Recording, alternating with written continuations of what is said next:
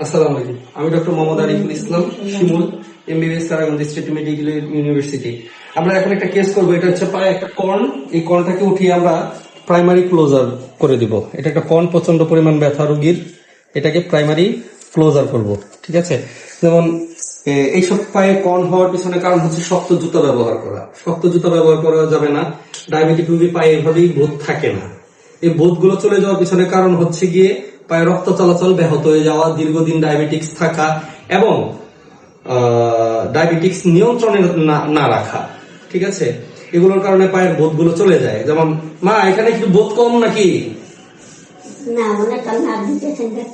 হাত দিতেছি বুঝতেছেন, কিন্তু ব্যথা পাচ্ছেন না। কিন্তু এখানে ব্যথা পাচ্ছেন, হ্যাঁ, প্রচুর ব্যথা পাচ্ছেন। ঠিক আছে, এগুলোর জন্য ডায়াবেটিক্সটা নিয়ন্ত্রণে রাখতে হবে। ঠিক আছে,